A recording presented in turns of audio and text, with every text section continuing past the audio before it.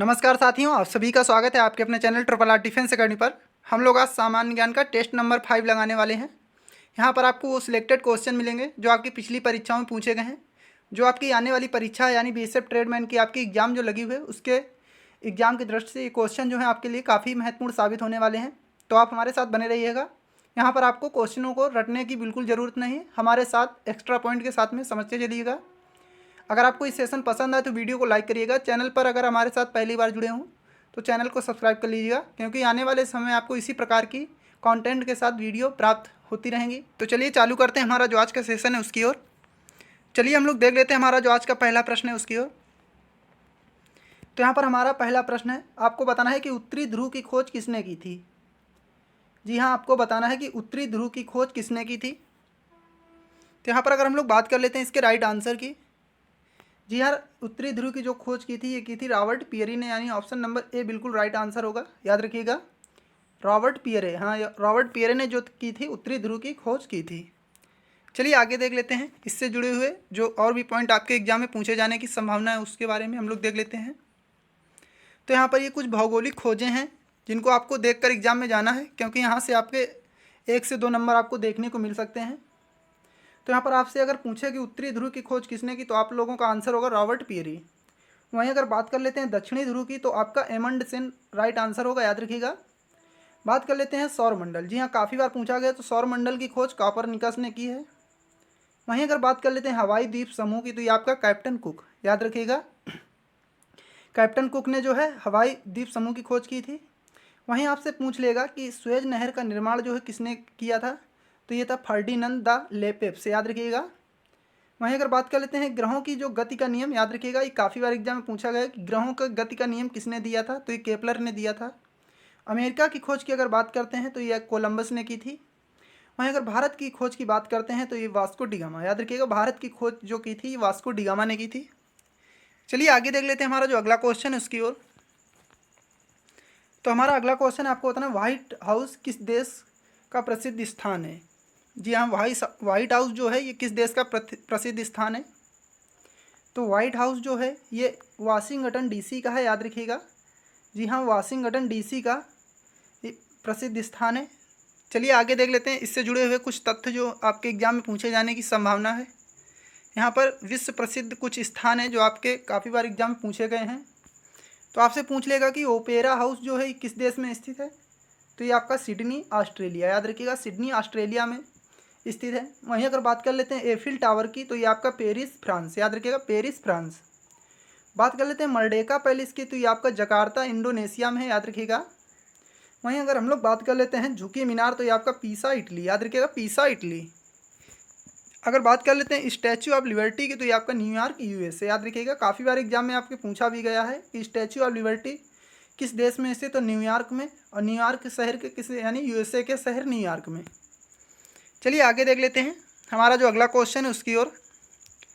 आपको बताना है बहरीन देश की राजधानी क्या है। जी हाँ, बहरीन देश की राजधानी क्या है, तो ये आपकी हो जाएगी मनामा, याद रखिएगा, ऑप्शन नंबर ए बिल्कुल राइट आंसर होगा, मनामा। यहाँ पर ये मनामा होगा, याद रखिएगा। तो बहरीन देश की जो राजधानी है ये मनामा है। चलिए और भी राजधानियाँ हम लोग देख लेते हैं जो आपके एग्ज़ाम की दृष्टि से महत्वपूर्ण साबित होने वाली हैं। तो यहाँ पर अगर हम लोग बात कर लेते हैं संयुक्त अरब अमीरात। जी हाँ, संयुक्त अरब अमीरात की जो राजधानी आबू धाबी है। तुर्की की अगर राजधानी की बात करते हैं तो अंकारा है। वहीं कतर की अगर हम लोग बात करेंगे दोहा है।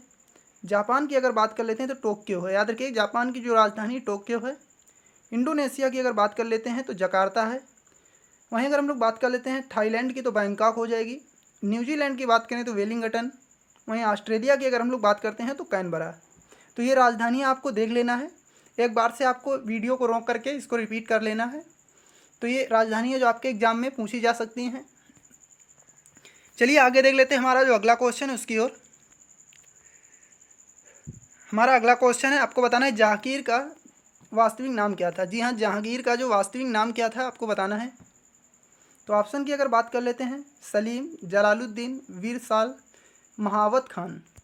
तो यहाँ पर अगर हम लोग राइट आंसर की बात करते हैं तो इसका जो जहांगीर का वास्तविक नाम था ये था सलीम, याद रखिएगा, वास्तविक नाम इसका सलीम था।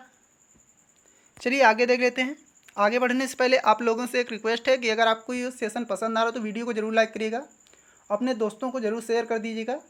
चैनल को अगर अभी तक आपने सब्सक्राइब नहीं किया है तो कर लीजिएगा, क्योंकि आने वाले समय में आपको इसी प्रकार की वीडियो मिलती रहेंगी। चलिए आगे देख लेते हैं जो हमारा अगला क्वेश्चन है। आपको बताना है भारत का पहला समाचार पत्र बंगाल गजट का प्रकाशन किसने किया था। काफ़ी बार एग्जाम में आपके पूछा गया कि भारत को जो पहला समाचार पत्र क्या था, तो ये बंगाल गजट था, याद रखिएगा आप लोग। और इसका प्रकाशन किसने किया था, तो ये किया था जेम्स हिक्की ने, याद रखिएगा। ऑप्शन ए बिल्कुल राइट आंसर होगा, जेम्स हिक्की। जी हाँ, जेम्स हिक्की के द्वारा इसका प्रकाशन किया गया था। तो यहाँ पर आपको याद रखना कि भारत का पहला समाचार पत्र क्या था, तो बंगाल गजट था। और इसके प्रकाशक कौन थे, तो ये आपके जेम्स हिक्की थे। चलिए आगे देख लेते हैं हमारा जो अगला क्वेश्चन है उसकी ओर। तो यहाँ पर हमारा अगला क्वेश्चन है, भारत में कृषि भूमि की अधिकतम सिंचाई किसके द्वारा होती है। जी हाँ, भारत में जो कृषि है इसकी जो अधिकतम सिंचाई है किस माध्यम से होती है। तो ऑप्शन की अगर हम लोग बात कर लेते हैं, नलकूप, तालाब, कुआं, नहर। तो यहाँ पर ज़्यादातर जो भारत में सिंचाई की जाती है नहर के माध्यम से की जाती है, यानी ऑप्शन नंबर डी बिल्कुल राइट आंसर होगा, याद रखिएगा। जी हाँ, नहर के माध्यम से ज़्यादातर जो सिंचाई है कृषि का अधिकतम भाग यहाँ पर सिंचाई किया जाता है। चलिए आगे देख लेते हैं हमारा जो अगला क्वेश्चन है। आपको बताना है भारत में सर्वोत्तम चाय कहाँ पैदा होती है। जी हाँ, सर्वोत्तम जो चाय है कहाँ पैदा होती है। तो हम लोग बात कर लेते हैं यहाँ पर ऑप्शन की, जोरहाट, नीलगिरी, दार्जिलिंग, कोच बिहार। तो यहाँ पर अगर हम लोग बात कर लेते हैं, सर्वोत्तम जो चाय पैदा होती है आपकी दार्जिलिंग में होती है, याद रखिएगा। ऑप्शन सी बिल्कुल राइट आंसर होगा, दार्जिलिंग।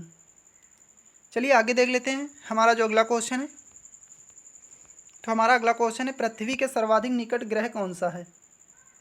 जी हाँ, पृथ्वी के जो सर्वाधिक निकट ग्रह कौन सा है। तो यहाँ पर अगर हम लोग ऑप्शन की बात कर लेते हैं, बुध, शुक्र, मंगल, बृहस्पति। तो आपको राइट आंसर बताना है। तो यहाँ पर अगर हम लोग राइट आंसर की एक बात कर लेते हैं तो ये आपका शुक्र होगा, याद रखिएगा। जो पृथ्वी के सर्वाधिक नज़दीक या निकट है, इसको कहते हैं सांझ का तारा, याद रखिएगा। इवनिंग स्टार भी इसी को कहते हैं, या सांझ का तारा, याद रखिए। काफ़ी बार पूछा गया है कि सांझ का तारा किसे कहते हैं, तो सांझ का तारा इसे ही कहा जाता है, याद रखिएगा, सांझ का तारा। जी हाँ, सांझ का तारा इसे कहा जाता है। भोर का तारा भी इसी को कहा जाता है, याद रखिएगा, भोर का तारा। जी हाँ, भोर का तारा और सांझ का तारा इसी को कहा जाता है, और इवनिंग स्टार के नाम से भी इसे जाना जाता है। चलिए आगे देख लेते हैं। यहाँ पर आप लोग और याद रखिएगा, इसको पृथ्वी की जुड़वां बहन भी कहते हैं, याद रखिएगा, पृथ्वी की जुड़वां बहन। चलिए हमारा जो अगला क्वेश्चन है उसकी ओर देख लेते हैं। आपको बताना है, सूर्य के रासायनिक मिश्रण में हाइड्रोजन का कितना प्रतिशत होता है। जी हाँ, सूर्य में जो आपको बताना है कि सबसे ज़्यादा किसका जो मिश्रण पाया जाता है, तो हाइड्रोजन का पाया जाता है, वो आपका कितना परसेंट पाया जाता है। तो यहाँ पर अगर ऑप्शन की हम लोग बात करते हैं, 71, 61, 75 और 54। तो यहाँ पर आपको राइट आंसर बताना है। तो राइट आंसर की हम लोग बात कर लेते हैं, 71% जो है यहाँ पर हाइड्रोजन पाया जाता है सूर्य में, याद रखिएगा। चलिए आगे देख लेते हैं हमारा अगला क्वेश्चन है जो उसकी ओर। आपको बताना है, करीबा बांध किस नदी पर स्थित है। जी हाँ, करीबा बांध जो है किस नदी पर स्थित है। तो आपको बताना है कि जाम्बेजी, नाइजर, बोइल या नील नदी। तो करीबा बांध की हम लोग बात कर लेते हैं। तो ये करीबा बांध जो ये आपका जाम्बेजी नदी पर है, याद रखिएगा। जी हाँ, जाम्बेजी नदी पर स्थित है करीबा बांध। इसको आप लोगों को स्टार बना लेना है, क्योंकि आपके एग्ज़ाम की दृष्टि से काफ़ी महत्वपूर्ण साबित हो सकता है ये सवाल। इस प्रकार के आपसे नए तरीके के बांध आपसे पूछ लिए जाते हैं। चलिए आगे देख लेते हैं हमारा जो अगला क्वेश्चन है। आपको बताना है, अरुणाचल प्रदेश में प्रवेश करने पर ब्रह्मपुत्र नदी को किस नाम से जाना जाता है। तो यहाँ पर हम लोग बात कर लेते हैं ऑप्शन की, दिवंज, दिहांग, शुभम श्री, धनश्री। तो अरुणाचल प्रदेश में जो ब्रह्मपुत्र नदी प्रवेश करती है तो वहाँ पर उसको दिहांग के नाम से जानते हैं, याद रखिएगा। ऑप्शन बी बिल्कुल राइट आंसर होगा, दिहांग। चलिए आगे देख लेते हैं जो हमारा अगला क्वेश्चन है उसकी ओर। हमारा अगला क्वेश्चन है, आपको बताना है, स्वतंत्र भारत की सबसे पहली बहुउद्देशीय परियोजना है। जी हाँ, आपको बताना है, स्वतंत्र भारत की जो सबसे पहली बहुउद्देशीय परियोजना क्या है। तो यहाँ पर अगर हम लोग बात करते हैं, स्वतंत्र भारत की सबसे पहली जो आपकी बहुउद्देशीय परियोजना थी, तो ये थी दामोदर नदी घाटी परियोजना, याद रखिएगा, दामोदर नदी घाटी परियोजना आपकी ये थी। जी हाँ, नदी घाटी परियोजना। तो आपसे पूछ लेगा कि सबसे पहली जो बहुउद्देशीय परियोजना थी तो ये कौन सी? दामोदर नदी घाटी परियोजना। चलिए आगे देख लेते हैं। हमारा जो अगला क्वेश्चन है, आपको बताना है मुल्ला पेरियार बांध का झगड़ा जो है किन दो राज्यों से संबंधित है? जी हाँ, मुल्ला पेरियार बांध का जो झगड़ा है किन दो राज्यों से संबंधित है आपको बताना है। तो यहाँ पर हम लोग बात कर लेते हैं ऑप्शन की। जी हाँ, ऑप्शन की अगर बात कर लेते हैं, कर्नाटक और तमिलनाडु, तमिलनाडु और केरल, केरल और कर्नाटक, आंध्र प्रदेश और कर्नाटक। तो आपको राइट आंसर बताना है इसका। जी हाँ, राइट आंसर आपको बताना है यहाँ पर। तो इसका राइट आंसर की अगर हम लोग बात कर लेते हैं तो राइट आंसर होगा ऑप्शन ए, तमिलनाडु और कर्नाटक। यानी ऑप्शन ए बिल्कुल राइट आंसर होगा, यानी कर्नाटक और तमिलनाडु। जी हाँ, कर्नाटक और तमिलनाडु के बीच में ये झगड़ा है आपका, मुल्ला पेरियार बांध का जो झगड़ा है। चलिए आगे देख लेते हैं। हमारा जो अगला क्वेश्चन है, आपको बताना है किन ग्रहों के बीच क्षुद्र ग्रह देखे जाते हैं? जी हाँ, क्षुद्र ग्रह जो किन दो ग्रहों के बीच में देखे जाते हैं? तो क्षुद्र ग्रह जो पाए जाते हैं मंगल और बृहस्पति के बीच में पाए जाते हैं। याद रखिएगा, मंगल और बृहस्पति। चलिए आगे देख लेते हैं। हमारा जो अगला क्वेश्चन है उसकी ओर, आपको बताना फेडरेशन कप का संबंध किस खेल के साथ में है? जी हाँ, आपसे यहाँ पर आपके एग्जाम में 1 से 2 नंबर की ट्रॉफी से संबंधित या खिलाड़ियों से संबंधित क्वेश्चन आपके पूछे जाएंगे। याद रखिएगा, क्योंकि सीआरपीएफ ट्रेडमैन का जो आपका एग्ज़ाम हुआ था वहाँ पर आपके 1 से 2 नंबर देखने को मिल रहे थे हर शिफ्ट में। तो यहाँ पर अगर बात कर लेते हैं फेडरेशन कप की, तो ये आपका फुटबॉल से संबंधित है। याद रखिएगा, ऑप्शन बी बिल्कुल राइट आंसर होगा, फुटबॉल। चलिए आगे देख लेते हैं। हमारा जो अगला क्वेश्चन है उसकी ओर, आपको बताना है भारत का केंद्रीय औषधि अनुसंधान संस्थान कहाँ पर स्थित है? जी हाँ, भारत का जो केंद्रीय औषधि अनुसंधान संस्थान ये कहाँ पर स्थित है? तो ये आपका स्थित है लखनऊ में। याद रखिएगा, ऑप्शन डी बिल्कुल राइट आंसर होगा, लखनऊ। जहाँ केंद्रीय औषधि अनुसंधान जो केंद्र है तो ये लखनऊ में स्थित है। आपको जितने भी यहाँ पर संस्थान है ये आपको पढ़ लेना है एक बार रिवीजन के तौर पे। याद रखिएगा, क्योंकि यहाँ से क्वेश्चन आपके पूछे जाते रहते हैं। चलिए आगे देख लेते हैं। हमारा अगला क्वेश्चन है पहले राष्ट्रमंडल खेल किस देश में हुए थे? जी हाँ, आपको बताना है पहले जो राष्ट्रमंडल खेल हुए किस देश में हुए थे। तो यहाँ पर ऑप्शन की अगर हम लोग बात कर लेते हैं, इंग्लैंड, ऑस्ट्रेलिया, कनाडा और न्यूजीलैंड। तो राइट आंसर की अगर हम लोग बात करते हैं तो कनाडा में पहले जो राष्ट्रमंडल खेल हुए थे उनका आयोजन किया गया था। चलिए आगे देख लेते हैं। हमारा जो अगला क्वेश्चन है उसकी ओर, आपको बताना है नेताजी सुभाष चंद्र राष्ट्रीय खेल संस्थान कहाँ पर स्थित है? जी हाँ, नेताजी राष्ट्रीय खेल संस्थान जो है ये कहाँ पर स्थित है? तो ऑप्शन की अगर हम लोग बात कर लेते हैं, भोपाल, पटियाली यानी पटियाला, बेंगलुरु, कोलकाता। तो राइट आंसर की बात करते हैं, पटियाला होगा। ऑप्शन नंबर बी बिल्कुल राइट आंसर होगा। चलिए आगे देख लेते हैं। हमारा जो अगला क्वेश्चन है उसकी ओर,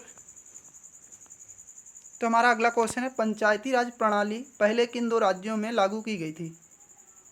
जी हाँ, पंचायती राज प्रणाली पहले किन दो राज्यों में आपकी लागू की गई थी?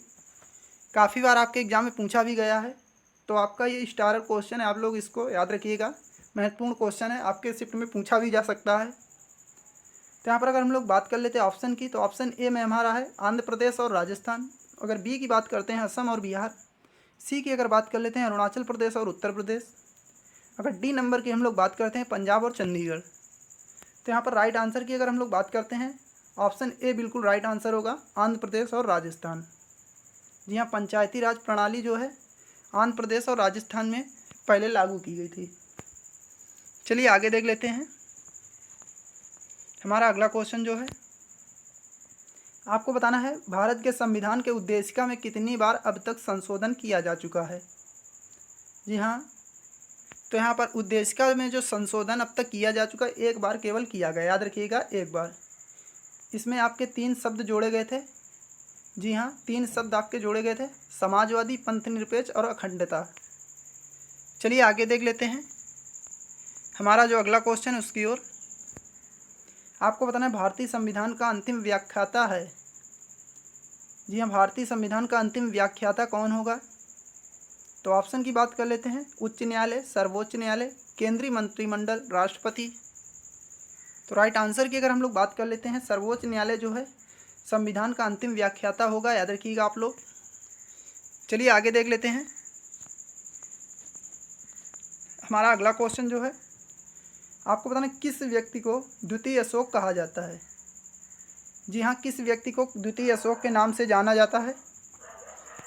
तो यहाँ पर अगर हम लोग ऑप्शन की बात कर लेते हैं तो ऑप्शन ए में हमारा है समुद्रगुप्त, बी की अगर बात करते हैं चंद्रगुप्त मौर्य, सी की अगर बात करते हैं कनिष्क और डी की अगर बात करें तो हर्षवर्धन। तो राइट आंसर की अगर हम लोग बात कर लेते हैं तो यहाँ पर आपका कनिष्क को जो है द्वितीय अशोक के नाम से जाना जाता था, याद रखिएगा कनिष्क को। चलिए आगे देख लेते हैं हमारा जो अगला क्वेश्चन है उसकी ओर। तो हमारा अगला क्वेश्चन आपको बताना है कुतुब मीनार का निर्माण किसके शासनकाल में पूरा हुआ था। जी हाँ, कुतुब मीनार का निर्माण जो किसके शासनकाल में पूरा हुआ था। तो कुतुब मीनार का जो निर्माण कार्य पूरा हुआ था इल्तुतमिश के शासनकाल में पूरा हुआ था और कुतुबुद्दीन ऐबक ने जो इसकी नींव रखी थी, याद रखिएगा आप लोग। चलिए आगे देख लेते हैं हमारा जो अगला क्वेश्चन है। आपको बताना है रैदास किसके शिष्य थे। जी हाँ, रैदास जो थे ये किसके शिष्य थे।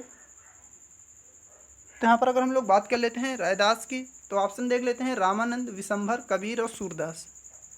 तो रैदास जो शिष्य थे ये रामानंद के थे, यानी ऑप्शन नंबर ए बिल्कुल राइट आंसर होगा, रामानंद। चलिए आगे देख लेते हैं हमारा जो अगला क्वेश्चन है उसकी ओर। आपको बताना है गीत गोविंद के रचयिता कौन है। जी हाँ, गीत गोविंद के रचयिता कौन है। तो यहाँ पर अगर हम लोग बात कर लेते हैं ऑप्शन ए में हमारा है विद्यापति, जयदेव, वेदव्यास और विष्णु शर्मा। तो गीत गोविंद जो ये लिखी है तो ये जयदेव के द्वारा लिखी गई, याद रखिएगा ऑप्शन नंबर बी बिल्कुल राइट आंसर होगा। तो ये थे हमारा आज का सेशन, याद रखिएगा। तो आपको हमारा ये सेशन कैसा लगा आप हमें कमेंट बॉक्स में लिख के ज़रूर बताएं। तो इसी के साथ में जय हिंद, जय भारत।